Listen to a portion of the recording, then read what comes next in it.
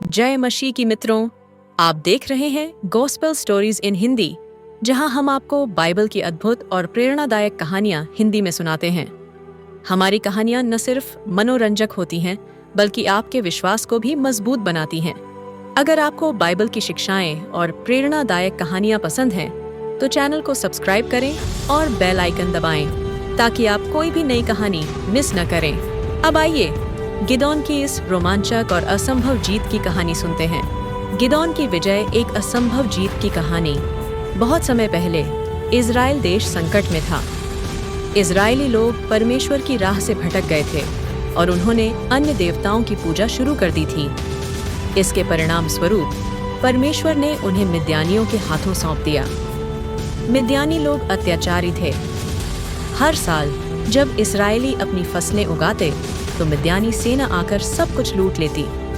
वे उनकी गाय, भेड़ बकरियां और अनाज तक छीन लेते थे। इस्राएली भूख से तड़पने लगे और पहाड़ों में छिपने को मजबूर हो गए।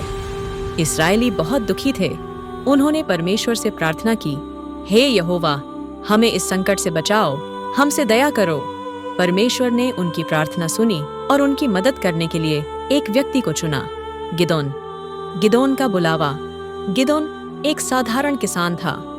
वह अपने खेत में गेहूं पीस रहा था और डर के कारण उसने यह काम एक गुप्त स्थान पर छिपकर किया।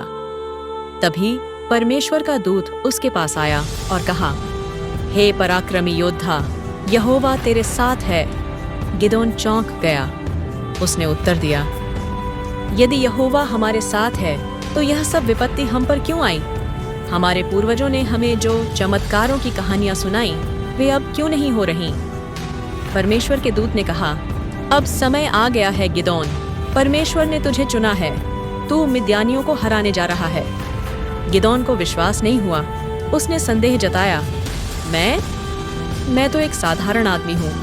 मेरा परिवार इज़राइल के सबसे छोटे गोत्र में है और मैं अपने घर में सबसे छोटा हूँ। मैं कैसे इज़राइल को बचा सकता हूँ? लेकिन परमेश्वर ने उसे आश्वासन दिया, मैं तेरे साथ हूँ, इसलिए डर मत, तू अवश्य ही विजयी होगा। गिदोन का संदेह और परमेश्वर की पुष्टि। गिदोन पूरी तरह आश्वस्त नहीं था। उसने परमेश्वर से एक निशानी मांगी। उसने ऊन का एक टुकड़ा लिया और उसे मैदान में रख दिया। फिर उसने कहा, हे परमेश्वर, यदि सच में तूने मुझे चुना है, तो मैं कल सुबह देखना चाहता हूँ कि यह ऊन गीला हो, लेकिन उसके चारों ओर की जमीन सूखी हो। अगले दिन सुबह जब गिदोन उठा, तो उसने देखा कि ऊन पूरी तरह से गीला था, लेकिन चारों ओर की जमीन सूखी थी। फिर भी वह पूरी तरह आश्वस्त नहीं हुआ।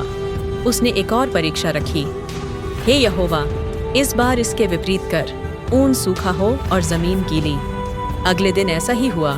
अब गिदोन को यकीन हो गया कि परमेश्वर उसे इस्राएल को बचाने के लिए बुला रहा है। सेना का इकट्ठा होना और परमेश्वर की परीक्षा। गिदोन ने तुरही बजाई और इस्राएल के विभिन्न गोत्रों से योद्धाओं को बुलाया। 12,000 सैनिक उसके साथ जुड़ गए। एक अच्छी संख्या थी, लेकिन मिद्यानी सेना बहुत विशाल थी।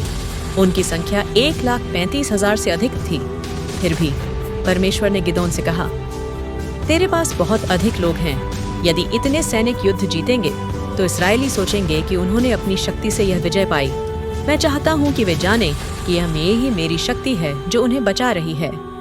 तब परमेश्वर ने गिदोन को आदेश दिया, सभी सैनिकों से कह कि जो डरता है वह घर चला जाए।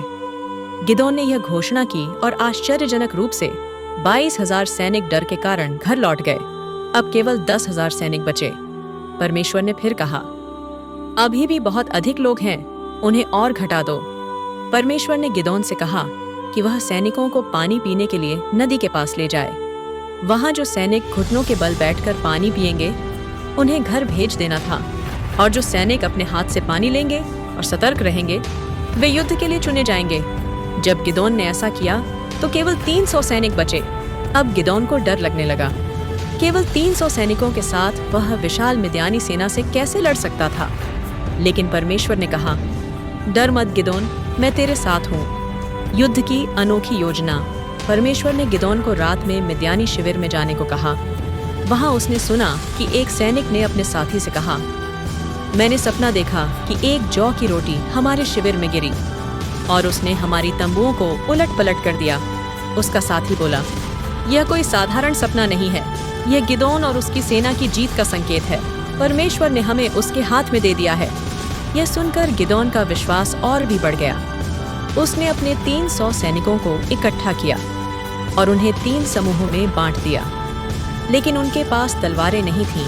इसके बजाय परमेश्वर ने उन्हें 3 चीजें दीं, एक तुरही, एक मशाल और एक घड़ा।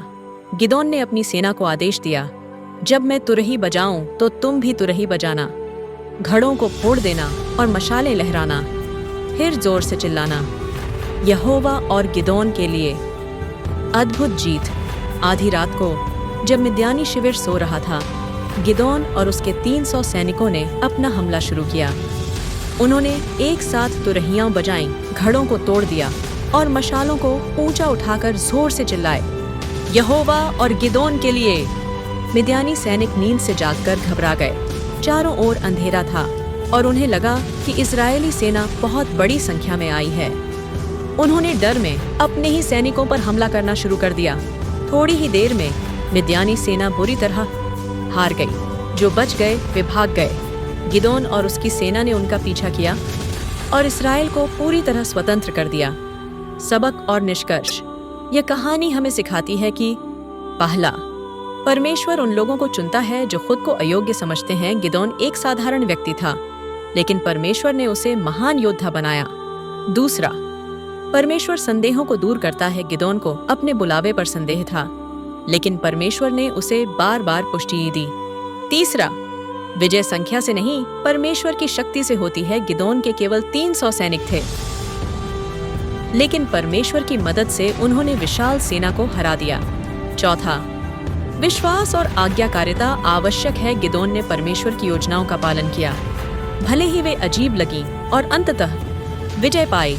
गिदोन की यह विजय याद दिलाती है कि जब हम परमेश्वर पर भरोसा करते हैं तो असंभव भी संभव हो जाता है। इस कहानी के द्वारा आप सभी को आशीष मिले। आमीन।